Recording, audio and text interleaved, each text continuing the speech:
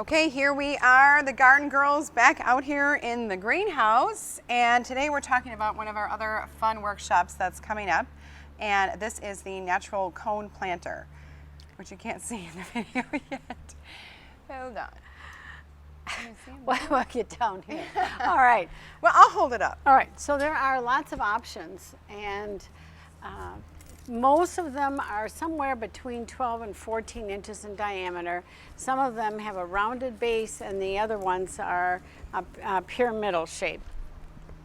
So you get to choose your own basket, whichever one is to your liking, your personality. And in this combination, you will get 5 plants to put in here. So this is 5 of our specialty annuals, the same one from our jumbo hanging basket. But don't you feel like these plants maybe are a little bit different?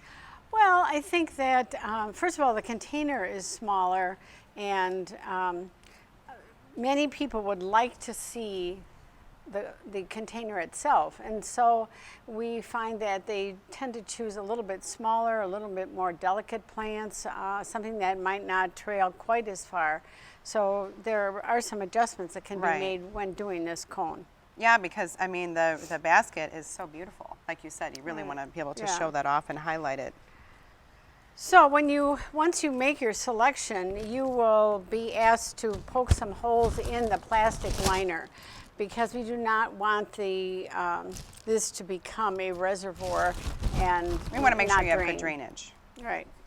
So, and of course, then you'll have to decide, the next decision is it a sunny spot or a shady spot? So we have plants designated for sun and then also for shade. So shady lady over there, you've got some. We'll start with shade. We usually start with sun, but you know, we're talking about almost shade all the time, because the sun plants will tolerate about 40% shade, and that encompasses quite a bit. But the true shade areas, where it's recessed on a porch or under a tree, where it gets really no direct sun, that's what we're considering a shade plant. So if you take one of these containers filled with soil, that's about what will fill this up to the soil line that is appropriate. So that will be the first step after you punch the holes. It's really hard to figure out what to pick. I mean, we're walking around the greenhouse here. Yeah, and it's only 5 plants, but that's just it. I mean, you want it to be a good selection, a nice color combination. And I generally try to choose things that relate to each other in some way. Letting one material lead you to another. To another, right. These are things I learned at a very young age. I also learned all about size, color, texture, and shape. Are you going to tell them about that? All right. Just for that, I'll make you do that. All right, so we have, this actually is a sun patience, but the sun patience will grow in sun or shade. So it just so happens that I love the color, and it has a little bit of a magenta eye, which if I thought about it a little bit better, I guess I probably... Well, you have your fuchsia. Yeah. That won't bring out that magenta. Yeah. You did think about it. I thought this looked good with it, though. I'll bring this. Oh, yeah. See? I'll bring these closer so you guys can see when she talks about letting one material lead you to another. If you can see this, and then see the begonia that's incorporated with it together. Very nice. When we talk about the begonias, we always talk about some plants have a front and a back, and the back of this plant is where the rounded part of the leaf is, and the points will point to where the flowers are normally going to be in excess, as opposed to the back of the plant. So we don't want you to start planting until you lay out your pattern. That way, if you decide to change it, you aren't disturbing the roots of the plants. So, or sometimes people like to set it up and then just say, could you come and give it the thumbs up before I plant, which is a really good idea, because yesterday we had someone who did a container, and they had what they thought was all sun, but they had 2 Browalia in there that really can't take a full day of sun. So we had to lift those out very gently. and put some new plants in. So. Right, so to come and get our opinion, we always have an opinion, and so there's a good, better, best situation, and we want True. you to end up with something that you're going to absolutely love. So we have the impatiens leading to this begonia, and if you look carefully inside of this one, you'll see that it has a yellow center. So then I picked another begonia to go on the back side. This is how it looks. And I just love that bright cherry yellow. yeah, it's wonderful with this lavender, so that's great. So now we have 3, and generally I like something that is going to be a void, as it were. So it's not a blooming plant. So here we have a solid color ivy. Our ivies look just fantastic. I mean, Yeah. and we have several different variations of the variegated types. So, but this is just a nice neutral green. Yeah, and there's 15 little cuttings in here. So this is just a lot of value for the money. So we'll put that, and these are all going in the corners, okay? And how beautiful that drapes over. And then we thought, well, that most people absolutely love the fuchsia. And Oh, hummingbird magnets. yes, we want to have hummingbirds circling the basket, right? So this is, again, a different kind of flower, and it's a little bit small right now, but it's going to be 10 to 16 inches tall. So we don't have to feel that this is the runt of the group. It's going to be just beautiful. So this is a rosy red with a little white center. So we'll put that in the corner here. Oh, and then we're done. The end.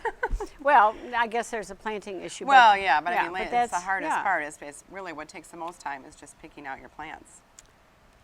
So that would be one of the best. You know, there's Broalia. We could have used a blue for the center. I think it, that would have come off looking like this. And if we had loved There's this. so many beautiful shades of begonias. And here's another plant that, again, shows you where to go. So this is the yellow center and the peach on the outside. So we could have done it that way to play back to this yellow begonia on this side. So there, with a little thought, you can achieve just a great result. So should we look at the sun plants? All right. There are many, many more sun plants. So that's the I great just want to thing. make sure they can see the Okay, pot. should I take this out? Well, no, I can leave it Okay. here. That's All right. fine. So here again we are, and the important thing is when you do actually plant your plants, make sure that they're level with the container. We don't want them to be too tall because then when you're watering, it's just going to run right off. And if they're too low, then you're not going to see your beautiful blooms. Oh, and trying to pick these 5. We set up, and these are, again, discussing some of our absolute favorites, but we always love to talk about the Mandevilla. And believe it or not, this is a coral color, and everyone's been loving that. But we do, of course, have the traditional crimson red color, white, and then the pink. And so that's been very popular in containers. So this would be a great one to put right. in the middle. No deadheading and in bloom constantly. It says full sun on the ticket, but it tolerates shade as well. I love to celebrate color in the summer just because it's been a long season, and so I like to incorporate lots of different options here. But having this beautiful coral, you could do a really pretty purple. You could do either the scaevola. This is one of our absolute favorites. They call it fan flower, and this is really great for windy locations. And I like it because it's never too aggressive in the container, but it always reliably performs. Unless you run over the basket with a golf cart. That happened once. That's the only time I didn't see it survive. But otherwise, it does really, really well. It's loaded with blooms all summer. The other option is this angel face. If you're familiar with the Angelonia, this is a relatively new one that we have that's a cascading type. We had this new last year, and I like it just because it's very gentle. Again, when we're thinking about the container that we're using, this isn't too aggressive in here. Of course, the Million Bells, or Calibrachoa, as you guys know it to be. There's just this soft chiffon yellow color, which would be pretty in this combination. I also like this little, they call this over easy.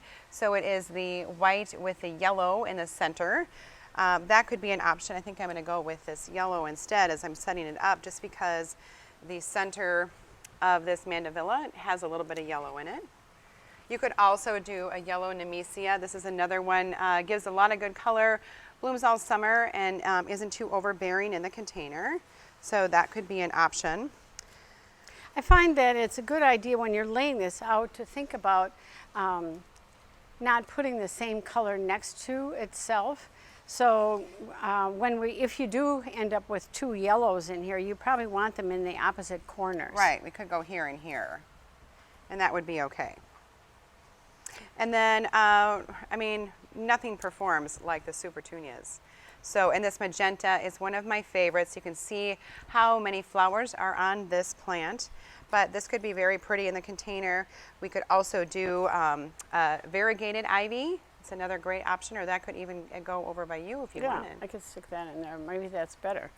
So like I say, the more you think about it and the more you analyze it, the better combination you can come up with.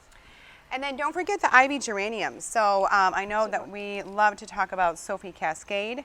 That's another, where are you going with that? I thought you might want to put that in there? I could. Okay, so you could put that in there. We have lots of beautiful colors of ivy geraniums. The white, the red Blizzard is just one of my favorites. Beautiful Milliger red color. And so once you set it up, sure. Then you just want to make sure, again, that you're planting and making sure that it's not sticking up too high or too low. So here I'm just making a little bit of a hole with this one. We'll fill these up as you come in. Once you select your container, we'll put some soil in there for you. So we'll take care of this. The big question is, when should I come and get this? And we're kind of going to watch the weather, but I certainly don't think you should come before the 18th of May. So if you come toward the end of the month, you will have more growing time in the greenhouse, which is always more advantageous. And then we don't have to worry about any kind of a frost or anything after that. These will also be numbered just like the jumbo hanging baskets, so they will have a number hanging on them, and you will get the corresponding, the perforated number. So you'll take one number with you. We'll log it in our book. You'll check out before we leave, and just in case you lose your number, but they will all be hanging in numerical order in this greenhouse. So you do need some verification when you come to pick it up. So that would be a picture of your number or something that identifies you with that basket. And when you do pick it up, these... Maybe you took a picture the night of the workshop with you and your basket. Yeah, that could be. I'd like to see that. And now I lost my train of thought. Sorry, you're coming in, you're getting your ID. You're going to sign out for your basket when it leaves so that we make sure it goes to the right home. So you might want to bring something to set it in, because we do not have, because of costs and things, this company does not provide a ring, a metal ring that would hold it in place for you to transport it. So something, here we just put a little urn underneath it, but it could be a kettle, it could be just about anything to keep it upright. And of course, the most important thing that we want to send you off with is some fertilizer, because this is the nourishment for the plant for the summer. So this is flowering plants. This is the cap, and use a capful in a gallon of water, like a sprinkling can. You can get 100 applications out of one of these. My personal favorite is the geranium and patio plants. Doesn't have to be a geranium, it just has to be something that wants the best food they can get. So that would be kind of this one, I think. Yeah, you can't go wrong, but when you're really thinking about container gardening or your hanging basket, that's the number one question on the way out is, well, which one do I get? And we personally use and love that geranium and, what's it called now? Balcony plants? Patio plants. It used to be balcony plants. Yeah, and I don't really think they're all that different. There's a wonderful orchid food. You could use that for indoors. So people just get their own favorite, and then that's what they stick with. So this is kind of what we've done. All right, so we can't wait to see you at class. It's a ton of fun to come out here in the greenhouse. And when you come in and check in, there will be wine available for you, so you can get the creative juices flowing. You can have that when you enter, during the class, after the class, or all of the above. That is just one of the enjoyments of having some wine in the greenhouse, little workshop perk. All right, we'll see you then. Okay, we'll see you soon.